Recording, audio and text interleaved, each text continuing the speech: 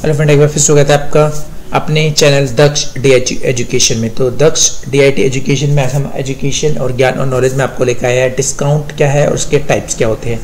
तो कोई इसी तरीके कई तरीके के एक्चुअली बच्चे टैली या जनरली कई तरीके के सॉफ्टवेयर सीख रहे होते हैं जिसमें एक्चुअली उनको डिस्काउंट की कई सारी प्रॉब्लम हो सकती है। तो आज हम उनको सिर्फ आपको डिस्काउंट का मीनिंग और टाइप एक्चुअली बताने वाले हैं। तो प्लीज़ वीडियो का अंत तक बने रहेगा और हमारे चैनल को सब्सक्राइब जरूर कीजिए अगर आप न्यू है तो। साथ ही शेयर करना और लाइक करना बिल्कुल न भूलें ताकि इस तरह के ज्ञान नॉलेज सबको मिल सके। देखिए, जब भी हम कोई विक्रेता अपने क्रेता को माल बेचता है जिसे हम गुड्स बोलते हैं तो वो अपने क्रेता को सूची मूल्य पर कुछ छूट जरूर देता है। तो इस प्रकार की दी गई छूट को ही एक्चुअली बट्टा यानी डिस्काउंट कहते हैं।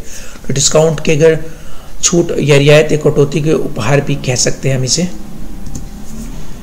अगर हम बात करें टाइप्स की तो ये दो प्रकार के होते हैं, एक ट्रेड डिस्काउंट होता है, एक कैश डिस्काउंट होता है। अब बात कर लेते हैं व्यापारिक यानी ट्रेड डिस्काउंट की। तो किसी व्यापार में व्यापारिक बट्टा विक्रेता द्वारा तब क्रेता को माल बेचते समय दिया जाता है। व्यापारिक बट्टे का मुख्य उद्देश्य अपने व्यापार का विक्रय बढ़ाना होता है। जब भी व्यापारी किसी क्रेता को व्यापारिक बट्टा देता है तो वह बट्टा सूची मूल्य पर ही दिया जाता है। इसलिए इसे विक्रेता और क्रेता दोनों इसकी लेखा पुस्तकों में कोई एंट्री एक्चुअली करते ही नहीं है।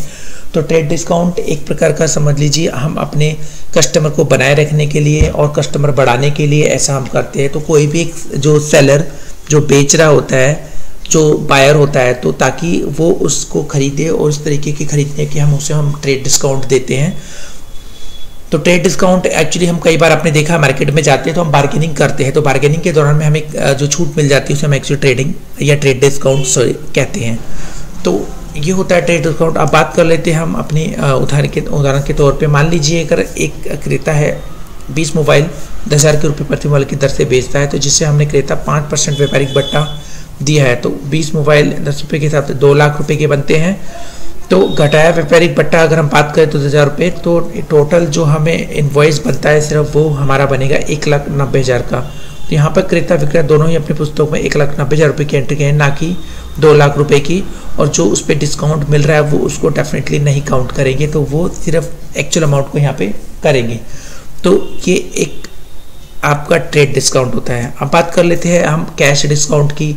कैश डिस्काउंट का मतलब ये है कि जब हम माल खरीदते हैं या हम किसी को माल बेचते हैं तो उसमें जब हमें पैसे मिलते हैं, हम किसी को देते हैं, तो उस दौरान में हमको डिस्काउंट कैश में मिलता है। बिकॉज हम उसको अमाउंट कैश में दे रहे हैं कि ये नहीं कह रहे कि हम 15 दिन बाद 7 दिन बाद एक्चुअली उसको अमाउंट देंगे। तो ऐसे किसी सिचुएशन में हमारे को कैश डिस्काउंट मिलता है।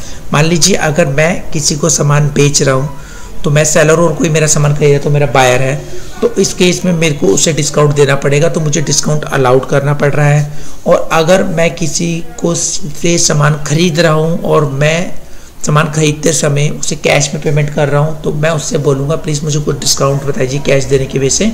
तो वो मुझे डिस्काउंट क्या कर रहा होगा, वो अलाउड तो कर रहा होगा, पर मुझे यहाँ पे अगर मैं अपने लेवल पे बात करूँ तो मुझे डिस्काउंट रिसीव्ड हो रहा होगा। तो डिस्काउंट रिसीव्ड यानी मुझे छूट मिल रही है, डिस्काउंट अलाउड यानी कि मैं किसी को छूट दे रहा हूँ। तो ये होते हैं आपके कैश डिस्काउंट के अंदर भी दो कैटेगरी जो हम यूज़ करते हैं। अब जनरली हमने यहाँ पे फिर एक छोटा सा एग्जांपल लिया है कि 5 मोबाइल 10,000 रुपये के प्रति मोबाइल की दर से अगर बेचे हैं तो इसमें अगर 20 दिन के अंदर रुपये भुगतान कर देते हैं तो 1% नगद भुगतान मिल जाता है। तो यदि 20 दिन के अंदर भुगतान करते हैं तो मोबाइल पे अगर हम बात करें तो 1% के हिसाब से तो हमारे को 500 रुपये उसमें घटाए जाएंगे। तो सिर्फ 49,500 रुपये ही सिर्फ हमारे को उसे देने होंगे। तो ये कैश डिस्काउंट होता है आपका। आप यहाँ पे क्रेता विक्रेता दोनों ही अपने कैश डिस्काउंट की एंट्री जरूर करेंगे। तो ये ध्यान रखना है, मैंने जैसे भी बताया, अगर कैश अगर हम ले रहे हैं तो हमें फ़ायदा है तो कैश रिसीव्ड होगा तो वो एक इनकम होगी, और अगर हम किसी को डिस्काउंट दे रहे हैं तो वो डेबिट होगा, तो डिस्काउंट अलाउड होगा, वो मेरे का एक खर्चा है नहीं कि मेरे एक खर्चा माना जाएगा इसके अंदर। तो ये आपको थोड़ा ध्यान रखना होगा। आई होप ये वीडियो आपको अच्छी लगी होगी। तो आपको अकाउंट की छोटी सी टर्म जिसे हम बोलते हैं डिस्काउंट और डिस्काउंट के टाइप्स वो आपको क्लियर हो गई होगी। फिर भी कुछ डाउट है तो प्लीज़ नीचे कमेंट बॉक्स में करके हमें जरूर बताएगा, हम उसका सोल्यूशन आपको फिर जरूर देंगे। तो वीडियो को अंत तक देखने थैंक यू वेरी मच। और प्लीज़ चैनल पे नहीं तो सब्सक्राइब जरूर कीजिए, शेयर करना तो डेफिनेटली बिल्कुल ना भूलें। तो फिर मिलेंगे नए ज्ञान और वीडियो के साथ में। Thank you very much. Have a nice day.